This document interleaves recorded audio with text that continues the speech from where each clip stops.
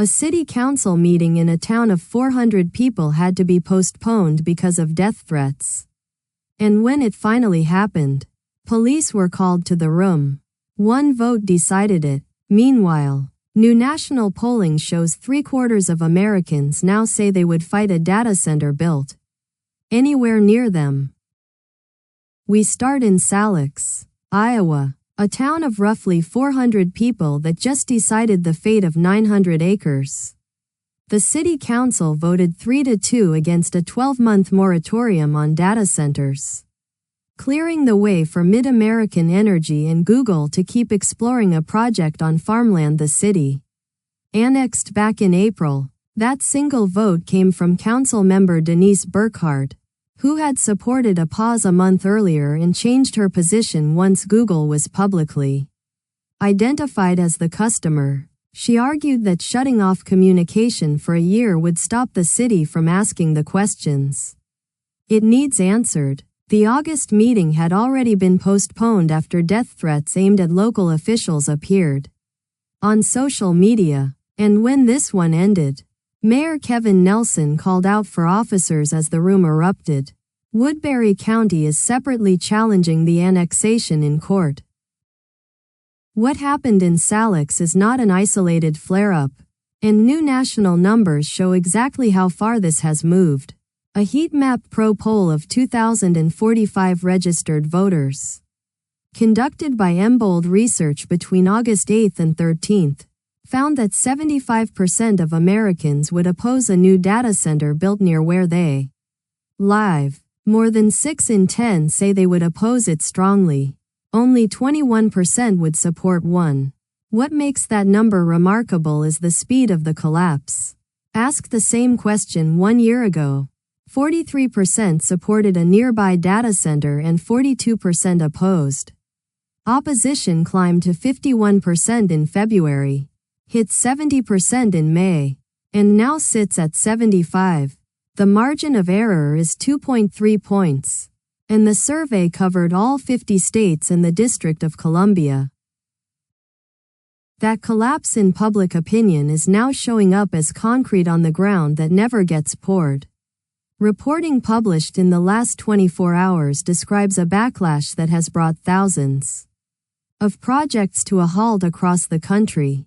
More than 530 American counties and localities have now banned or restricted data center construction outright. In Texas, Governor Greg Abbott issued a sweeping directive in early August ordering an audit of every data center connecting to the state grid, a move that effectively paused as many as 1,800 projects while the review runs.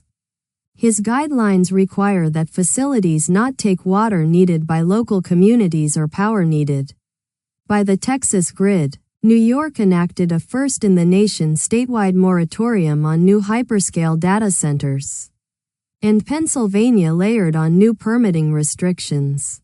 Roughly $130 billion in projects were delayed or canceled in the first quarter alone. When an issue moves that fast, campaigns notice, and in Wisconsin it has become the center of the governor's race.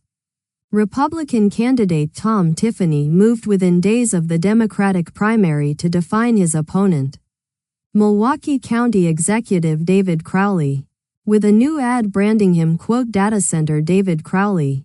The strategy rests on hard numbers. 66% of Wisconsin voters hold an unfavorable opinion of data centers, and 79% say the companies building them should be required to compensate communities through lower utility bills and taxes. Analysts describe a populist current running through the midterms, with candidates in both parties scrambling to distance themselves from projects their own leadership spent years recruiting. The same dynamic is playing out in Ohio, Texas, Pennsylvania and Wyoming. And voters from Missouri to Utah to Michigan have launched recall campaigns against officials who approved campuses. And the reason this keeps gaining momentum comes down to one line on a monthly statement. Congressman Josh Riley of New York introduced federal legislation called the Fair Data Act, which would require data center developers and operators to pay for the power generation, transmission and distribution upgrades their facilities demand, rather than pushing those costs onto ordinary ratepayers. It arrived while New York's statewide moratorium on new hyperscale facilities is already in force, and after constituents reported monthly bills more than doubling in a single year. The market data supports the complaint. Across the PJM interconnection, the largest grid in the country, wholesale power costs rose from $77.78 a megawatt-hour in early 2025 to $136.53 in early 2026, a jump of more than 75%. Data centers drove 63% of the last capacity auction increase.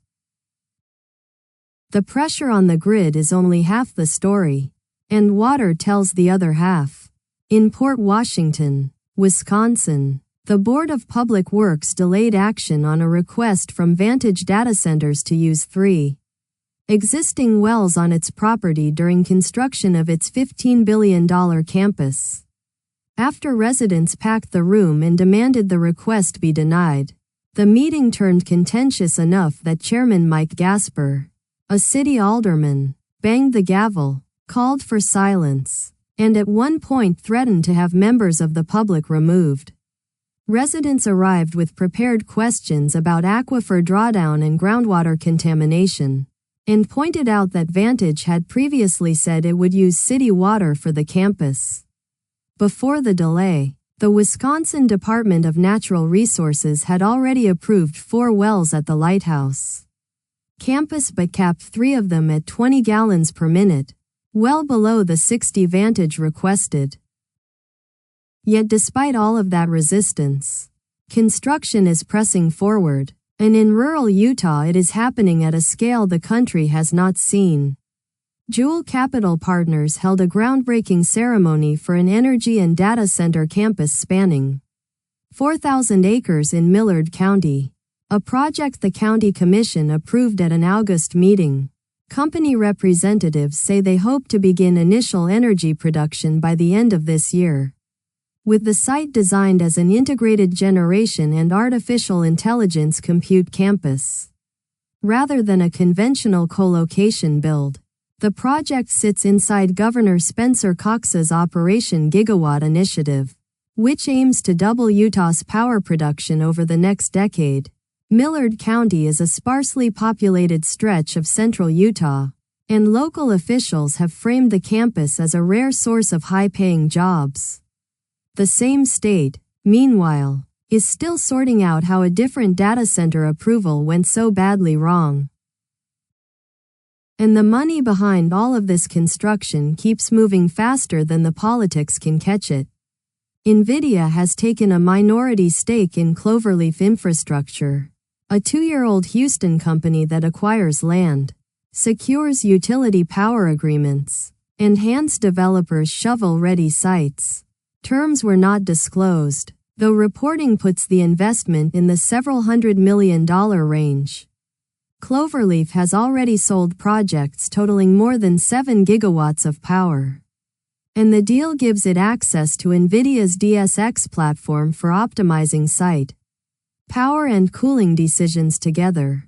On the same day, StarCloud closed a $250 million extension to its Series A, led by Manhattan West with NVIDIA and Cisco participating, doubling its valuation to $2.3 billion. StarCloud is building data center satellites, betting that the cheapest way past land fights, water permits and grid queues is to leave the planet entirely. Thanks for watching. If you found this useful, subscribe, leave a like, and drop a comment. It helps us cover more of these stories.